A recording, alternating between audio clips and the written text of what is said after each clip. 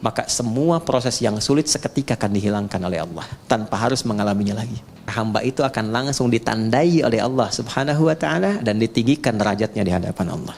Untuk memberikan kesan, karena pertama kali Nabi diminta membaca Iqra, beliau merasa tidak mudah, panjang prosesnya. Masa Allah dibawa-bawa dalam perbuatan maksiat? Ya kasembung main layangan, nggak nyambung sayang. Ya.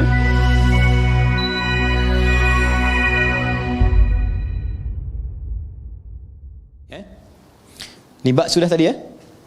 Bak sudah. Ada berapa maknanya? 14 ya. Kita bahas berapa? 3 kan? Dari 1, fungsi bak itu menjadikan semua kegiatan kita tertuju untuk mendapatkan ridha siapa? Allah. Namanya apa? Sababiyah ya. Dengan sebab Allah menetapkan ini saya minum. Karena Allah saya berpakaian. Kalau sudah karena Allah nggak mungkin maksiat. Masa Allah dibawa-bawa dalam perbuatan maksiat? Jelas ya? Mau naik kendaraan, bismillahirrahmanirrahim. Maka sepedanya pasti akan dipakai pada yang baik-baik. Kendaraannya juga demikian, itu dihisab loh. Ya. Kemudian yang kedua apa tadi? Musahabah. Musahabah itu mendapatkan penyertaan, perhatian dari Allah. Maka merasalah diperhatikan. Kalau sedang minum, merasa dilihat Allah.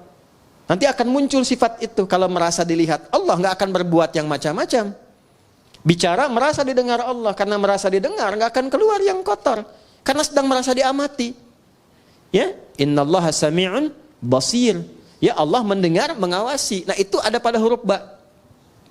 Kalau kita kenakan pakaian merasa diawasi Allah, kita bekerja merasa diawasi Allah, jadi baik semua.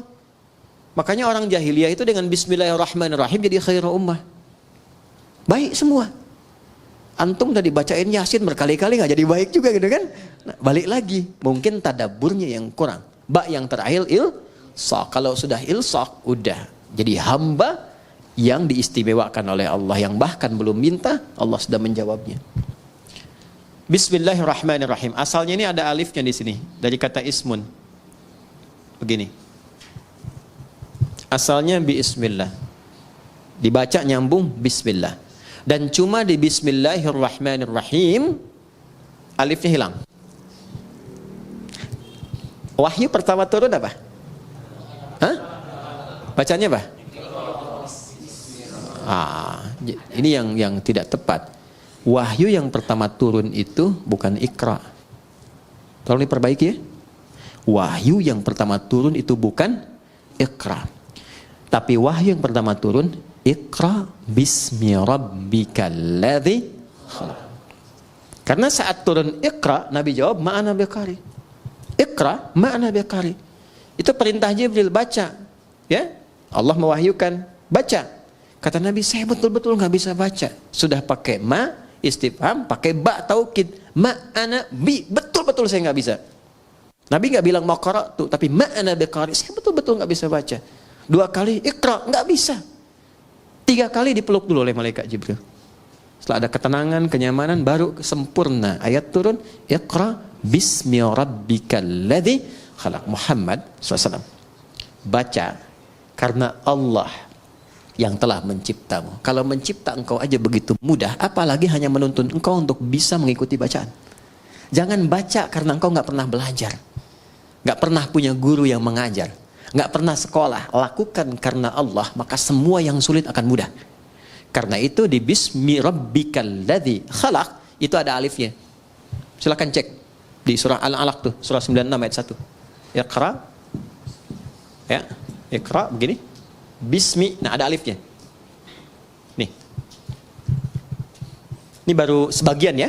Nanti ada ayat-ayat lain juga yang bisa kita konfirmasikan. Ini saya kasih contoh 1 di antara sekian. Pasti ada alifnya, harus ada ini. Nggak mungkin nggak ada, harus ada. Ada nggak? Hah? Ada? Begini tulisannya. Ya kan? Ba, ada alif ke atas kan? Ada ismi. Di bismillahirrahmanirrahim alifnya nggak ada. Langsung nyambung. Kenapa sebabnya? Perhatikan sini. 1, alif biasanya fungsinya untuk memanjangkan bacaan. Dapat alif tambah harakatnya 1, makanya ada istilah 2 harakat. Fataha, fa, ta, dan ha begini.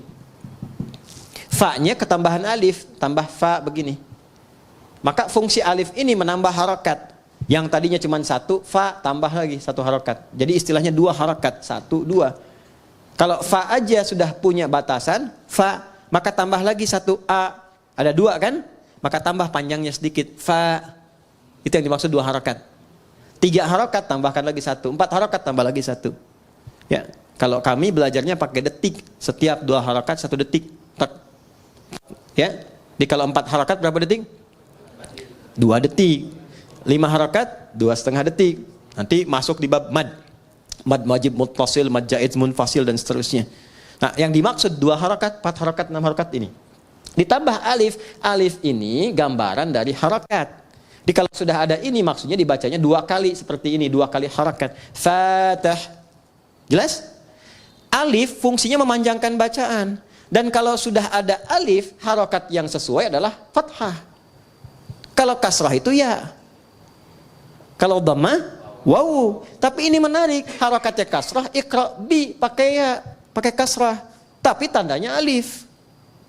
Kenapa nggak dibuang saja?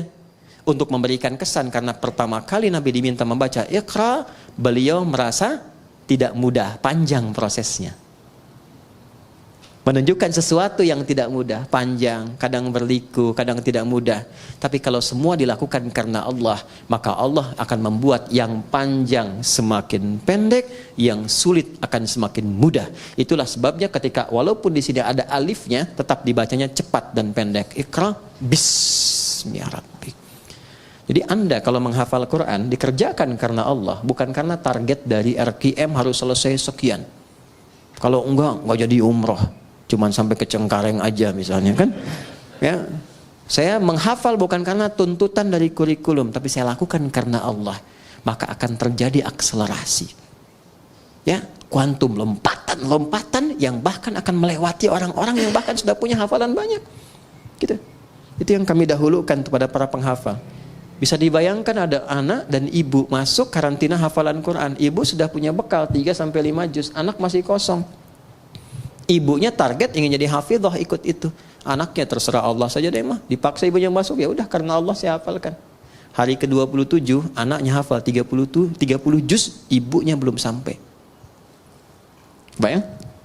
Oke, maka ini yang saya ingin terangkan fungsi alif. Kenapa di sini dihilangkan alifnya? Untuk memberikan gambaran, orang yang memulai dengan kalimat Bismillahirrahmanirrahim, maka semua proses yang sulit seketika akan dihilangkan oleh Allah tanpa harus mengalaminya lagi. Paham? Gitu. Tapi dengan cara baca yang benar. Ya, makanya orang dulu tuh Bismillahirrahmanirrahim. Ada yang dapat begini, mudah begitu karena cara bacanya benar. Ya, orang sekarang baca Bismillah niatnya pengen terbang.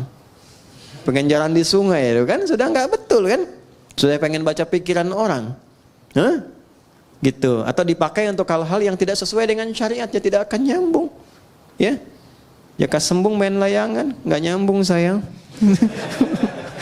ya, paham di sini?